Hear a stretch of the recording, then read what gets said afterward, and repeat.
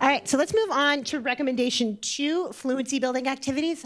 This I don't have, I'm not going into as much detail because this is all going to be very familiar. Provide a purpose for each repeated reading, focus some instructional time on reading with prosody, and regularly provide opportunities for students to read a wide range of texts. This is not that different from what you would do in 1st and 2nd and 3rd grade. The difference is you need to keep doing it.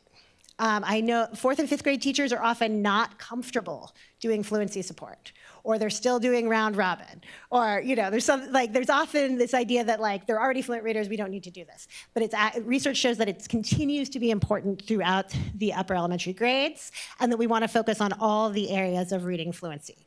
In particular, the practice guide talks about repeated reading and also wide reading.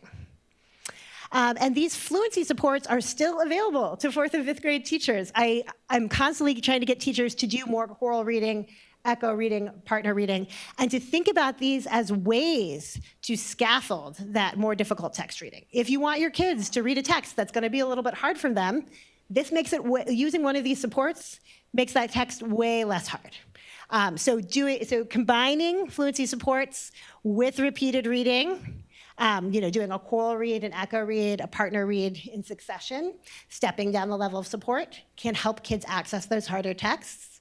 But also wide reading, which is reading a bunch of related texts and doing fluency support with them, is also an evidence-based practice that's discussed in the guide. So in that case, you might use the same level of support to read 3 related texts about a topic. We want them to know the components of fluency and understand the relationship between fluency and comprehension. Reading fluently means reading with comprehension.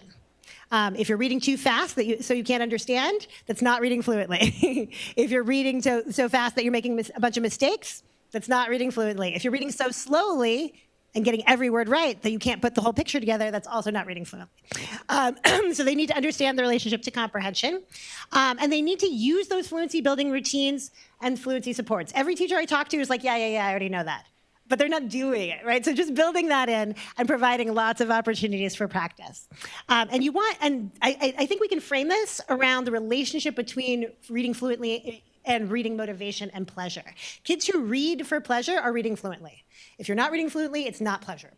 So really think about being a teacher whose kids are reading for pleasure and learning, and make that the goal of your fluency instruction.